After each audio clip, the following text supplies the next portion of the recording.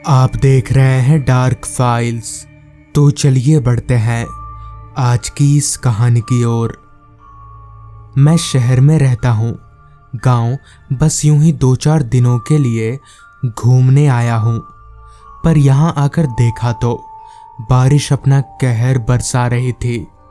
अकेले घर पर पड़े पड़े मैं बोर होने लगा था, क्योंकि मेरा सारा परिवार तो शहर में था। मैं तो बस यहाँ बीच बीच में गांव वाले घर को देखने आ जाता हूँ। पिछले 2 दिनों से गांव में इतनी तेज बारिश हो रही है कि चारों तरफ सब कुछ जलमग्न हो गया है। एक रात की बात है, मैं आराम से अपने घर पर खाना पीना खाकर सोया हुआ था। इतने में ही मेरे फोन की रिंग बज उठी। मैं हल्की नींद में था। आंख मीचते हुए मैं उठा और जब मोबाइल पर देखा तो एक अननोन नंबर से कॉल था। मैंने कॉल रिसीव किया तो सामने से आवाज आई, मानस मानस मेरे पिताजी को बचा ले भाई। मैं नरेश बोल रहा हूँ, जल्दी घर आ जा। इस पर मैंने चौंकते हुए पूछा, नरेश मतलब मेरे बचपन का दोस्त? सामने से इस पर दोबारा आवाज आई, हाँ मैं तेरा दोस्त नरेश, जल्दी आ भाई, पिताजी की सांस नहीं चल रही है।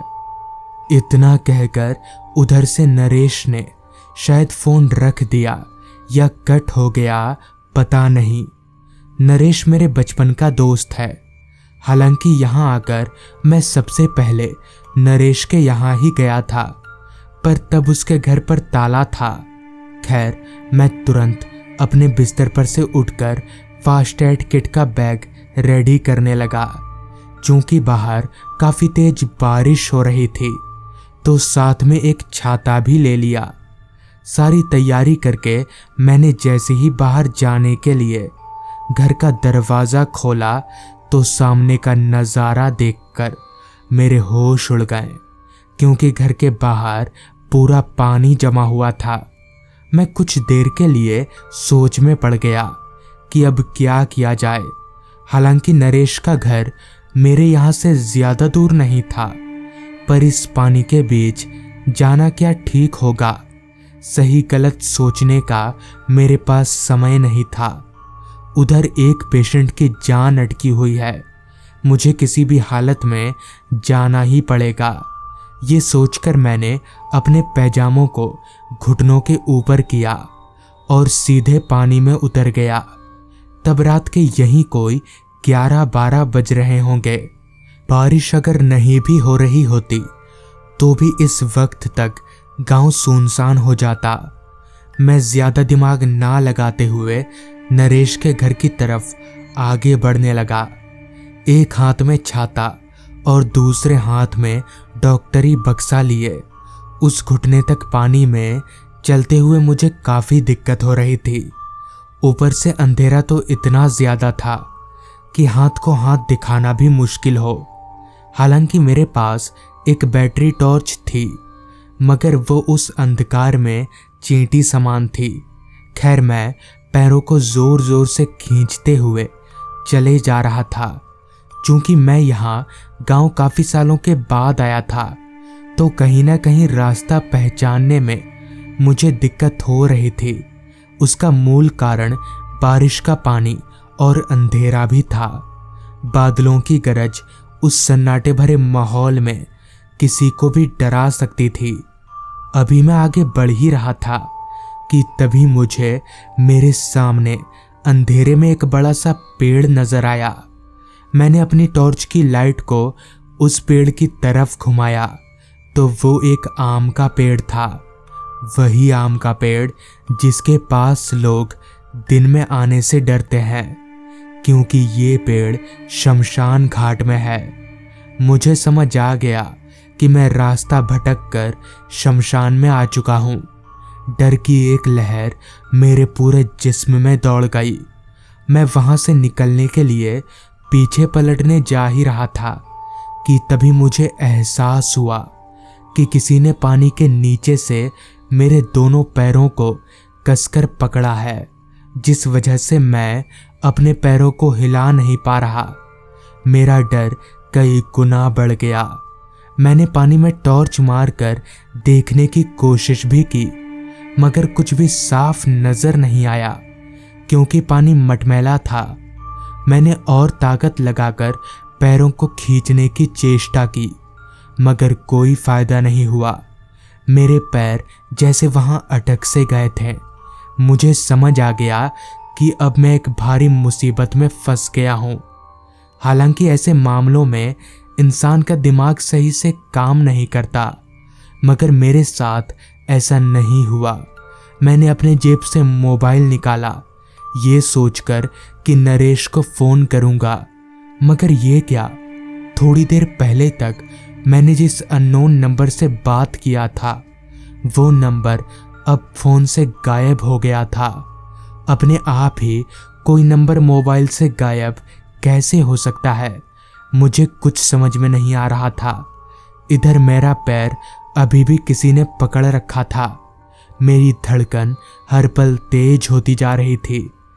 दिल ये सोचकर कांप रहा था कि अब आगे क्या होगा, इस संकट से मैं कैसे निकल पाऊंगा। अभी मैं ये सब सोच ही रहा था कि तभी अचानक सामने वाले नीम के पेड़ से कोई शख्स नीचे पानी में कूदा। हालांकि अंधेरा काफी ज्यादा था, जिस वजह से मुझे उस आदमी का चेहरा नजर नहीं आ रहा था और मेरी इतनी हिम्मत नहीं हो रही थी कि मैं उसके चेहरे की तरफ टॉर्च की लाइट मारूं। वो आदमी मुझसे कुछ ही दूरी पर खड़ा था। ना तो वो कुछ बोल रहा था और ना ही मैं। बातें बस नजरों से ही हो रही थी। मैंने हिम्मत नहीं हारी। मैं जोर से दम लगाकर अपना पैर झटका तो तभी मेरी नजर उस आदमी पर गई।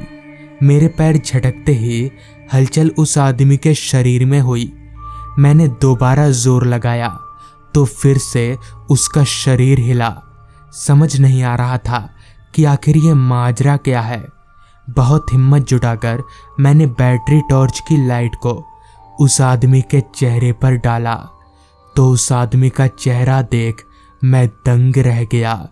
मेरी आंखें फूलकर चौड़ी हो गईं क्योंकि वो शख्स कोई और नहीं बल्कि नरेश के पिताजी रामकेवल चाचा थे।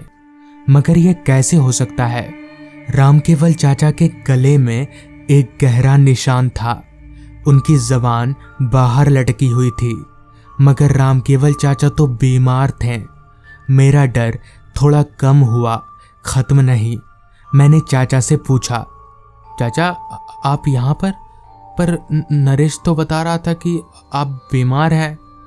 चाचा ने कोई जवाब नहीं दिया, बस कुछ दूरी पर पानी की तरफ इशारा किया।